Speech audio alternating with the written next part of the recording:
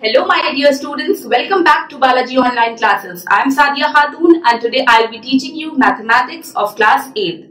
I will be teaching chapter number 5 today. Let me tell you one thing, मैंने आपको chapter 4 का video मैंने नहीं प्रोवाइड किया. That is because वो as a chapter it is practical geometry, it's all about construction. तो I think वो आपके लिए इतना कन्वीनियंट नहीं होगा कि आप ऐसे समझ पाए. मैं वो क्लास में पढ़ाऊंगी, I teach you there only, और जिससे कि आप लोग देख सके कि कैसे कौन सा कंस्ट्रक्शन होगा, कैसे कहाँ से आर्क लगेंगे, कैसे मेजरमेंट होगी, तो वो ज्यादा अच्छे से आपको क्लास में ही समझ में आएगा. That is why will not be providing you the video of chapter number 4. So I am moving forward with chapter number 5 which is data handling. ठीक, so name of the chapter is data handling. इसमें क्या करते हैं हम लोग, जब भी कभी हमारे पास बहुत सारा अमाउंट ऑफ डेटा हो तो उसकी ग्रुपिंग कैसे की जाती है, उसको ऑर्गेनाइज कैसे करते हैं और उसको रिप्रेजेंट किस तरह से किया जाता है, चाहे वो पिक्टोरियल फॉर्म में हो, चाहे वो ग्राफिकल फॉर्म में हो या टैबुलर फॉर्म में हो. इस तरह से डिफरेंट टाइप्स के रिप्रेजेंटेशंस हम लोगों को पढ़ने हैं इस चैप्टर में. The first one is the graphical representation, जिसमें हम लोग पढ़ेंगे बार ग्राफ के बारे में. You have already studied about bar graph, so you are quite familiar with this term, but let me explain you once again कि इसमें क्या होता है. आपको कुछ डेटा दिया रहेगा in the form of a table and then आपसे कहा जाएगा कि इसको आप रिप्रेजेंट करिए in the form of a bar graph. जब कभी बार ग्राफ बनाते हैं तो we make two axes, this one is the y axis and this one is the x axis. ठीक, यहां पर हम लिखते हैं और यहां पर लिखते हैं कि हम इसको रिप्रेजेंट क्या कर रहे हैं. फॉर एग्जाम्पल मैंने कह दिया कि सपोज एक सब्जेक्ट है और सब्जेक्ट कितने स्टूडेंट्स को पसंद है, तो यहाँ पर अगर आपने सब्जेक्ट्स को मार्क किया हुआ है एंड यहाँ पर आपने नंबर ऑफ स्टूडेंट्स को मार्क किया हुआ है. ठीक, तो जैसे सपोज आपको टैबुलर फॉर्म में दिया रहेगा कि ये सब्जेक्ट कितने बच्चों को पसंद है, ये सब्जेक्ट कितने बच्चों को, इस तरह से आपको टेबल दी रहेगी और आप उस टेबल को देखकर अपना आप बार ग्राफ प्रिपेयर करेंगे. इस तरह से बार्स बनते हैं. ठीक, इस तरह से बार, आप जो भी आपको डेटा दिया रहेगा उसके बेसिस पर आप बार बनाकर बार ग्राफ को अपना रिप्रेजेंट करेंगे. ठीक है, और यहाँ पर सपोज अगर आपके सब्जेक्ट्स हैं तो यहाँ पर आपके सब्जेक्ट्स लिखे रहेंगे, ये सब्जेक्ट यहाँ पर सब्जेक्ट्स लिखे रहेंगे और यहाँ पर मार्किंग होगी नंबर्स की. ठीक, तो इस तरह से बार ग्राफ बनता है. आप लोग ऑलरेडी पढ़ भी चुके हैं and this is nothing new for you. ठीक, नेक्स्ट टॉपिक इज कि अगर आपको कभी टेबल्स के फॉर्म में, फ्रीक्वेंसी डिस्ट्रीब्यूशन टेबल के फॉर्म में बनाना हो तो किस तरह बनाया जाता है. फ्रीक्वेंसी डिस्ट्रीब्यूशन टेबल क्या होती है, जिसमें आपको सबसे पहले लिखना होता है कि आपका ऑब्जर्वेशन जो है वो क्लास इंटरवल के फॉर्म में भी हो सकती है या फिर डिस्क्रीट फॉर्म में भी हो सकती है. उसके बाद आता है tally marks and the last one is the frequency. Suppose marks दिए गए कि आउट ऑफ 20 स्टूडेंट्स के कितने मार्क्स आए हैं वो आपको यहाँ पर दिए गए हैं. सपोज कह दिया कि 20 कितने स्टूडेंट्स के आए हैं, सिर्फ 5 स्टूडेंट्स ऐसे हैं जिनके 20 मार्क्स आए हैं. तो आप क्या करेंगे, जितने मार्क्स हैं वो आप यहाँ लिखेंगे, कितने लोगों के आए हैं, द नंबर को हम फ्रीक्वेंसी में लिखते हैं. और टैली मार्क्स का मतलब होता है उसको टैली मार्क्स में रिप्रेजेंट करना. और टैली मार्क्स में रिप्रेजेंटेशन किस तरह होता है स्टूडेंट्स, हम लोग लाइन्स ड्रॉ करते हैं और 5 अगर मार्क करना है तो we'll draw it like this, 1 2 3 4 और 5 पे कट होता है. ठीक, अगर मैं कहूं कि 18 मार्क्स कितने स्टूडेंट्स के आए हैं, सपोज 7 स्टूडेंट्स के आए हैं, तो आप 7 को कैसे टैली मार्क में बनाएंगे, 1 2 3 4 5 पे कट हुआ, फिर 6 and 7. ठीक, सपोज मैं कहूं 19 मार्क्स कितने आए हैं, कितने के आए हैं, 10 स्टूडेंट्स के आए हैं, तो 1 2 3 4 5 6 7 8 9 10. So this is the representation using tally marks. और इस पूरे को हम लोग कहते हैं frequency distribution table. So children, our next topic is histogram. Histogram भी आपको नाम से समझ में आ रहा है कि ये एक तरह का graphical representation है. हिस्टोग्राम हम तब बनाते हैं जब कभी हमारा जो क्लास इंटरवल है वो कंटिन्यूड फॉर्म में हो. फॉर एग्जाम्पल सपोज मुझे दिया गया कि 20 से 30 तक की इतना है, लाइक 50 दे दिया गया, फिर 30 से 40 तक की 60 दे दिया गया, फिर 40 से 50 तक की 20 दे दिया गया. मतलब आप देख रहे हैं कंटिन्यूड है. ठीक, 20 से 30 फिर 30 से 40 कंटिन्यूड जब होता है तो हम लोग हिस्टोग्राम बनाते हैं. और वो किस तरह बनता है, आप उसी तरह बिल्कुल बार ग्राफ की तरह ही बनाएंगे, बस डिफरेंस क्या हो जाएगा, अब आपको 20 to 30 लेना है तो सपोज ये 10 20 30 40 50 60, यहाँ पर भी 10 20 30 40 50 60. तो अब मुझे अगर 20 से 30 के बीच में लेना है 50, तो 20 से 30 के बीच में मैंने लिया 50.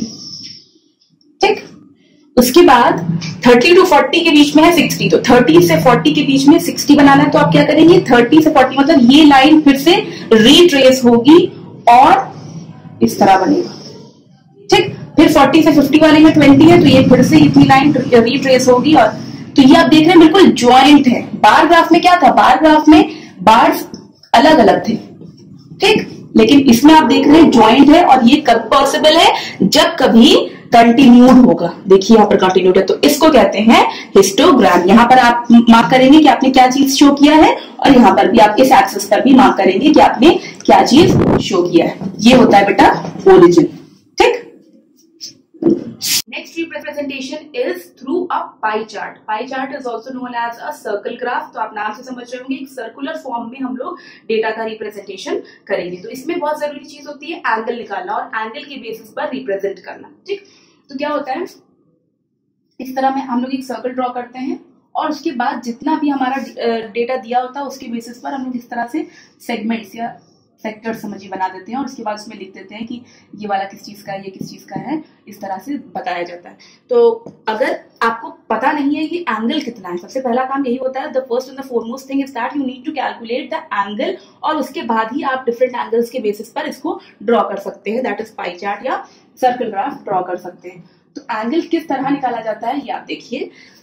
Suppose let's take an example जिसमें कहा जाए कि there are 20 students in a class. ठीक, जिसमें से 5 स्टूडेंट्स को इंग्लिश पसंद है। ठीक, तो आपको अगर इसमें से इंग्लिश वाले जो है स्टूडेंट्स वो है 5, मैथ्स वाले हैं सपोज 15, हिंदी वाले हैं लाइक एनीथिंग लाइक 10 स्टूडेंट्स हैं, तो how are you going to calculate the angle? क्या करते हैं हम, 5 है तो हम लोग इसको निकालेंगे 5 अपॉन जितने टोटल हैं इनटू 360। ठीक, 360 क्यों? बिकॉज सर्कल में जो कंप्लीट एंगल होता है वो 360 डिग्रीज का होता है। ठीक, इस तरह से निकाल। हिंदी का स्टूडेंट मैं हटा दे रही हूँ बिकॉज मैंने 20 स्टूडेंट सिर्फ लिए हैं, तो 20 स्टूडेंट्स तो यहीं पर हो गए। इस तरह से आप कैलकुलेट करते हैं। अगर आपको मैथ्स का अगर एंगल निकालना होगा तो आप क्या निकालेंगे, 15 अपॉन 20 इंटू 360। ठीक, इस तरह से निकलता है 2 1 सा, आप कैलकुलेट कर लेंगे कि कितना एंगल निकल कर आएगा, और उसके बेसिस पर ही आप यहाँ पर एंगल्स ड्रॉ करके पाई चार्ट को रिप्रेजेंट करेंगे। तो इस तरह से पाई चार्ट बनता है। The next and the last topic is about probability. Probability क्या होता है चिल्ड्रन? जब भी कभी हम लोग प्रोबेबिलिटी, एक्चुअली बहुत इंपॉर्टेंट टॉपिक है, और ये नहीं है कि आपको ये सिर्फ इसी क्लास में पढ़ना है, 7th 8th में स्टार्टिंग क्लासेस में पढ़ना है, ऐसा नहीं है। प्रोबेबिलिटी आप अभी अगर 12th में आप मैथ्स ले रहे हैं डेफिनेटली लीजिएगा, तो उसमें भी आपको पढ़ना है प्रोबेबिलिटी, परम्यूटेशन कॉम्बिनेशन का ये पार्ट है सब। तो उसमें क्या होता है कि हमें चांसेस निकालने होते हैं कि अगर कोई भी इवेंट को अकर होने के क्या चांसेस हैं। ठीक, तो उसको किस तरह निकालते हैं, there is a formula of calculating probability. उसमें क्या होता है, कोई भी इवेंट अगर आ रहा है उसको निकालने के लिए प्रोबेबिलिटी जो होती है वो, उसका फॉर्मूला होता है number of favourable outcomes upon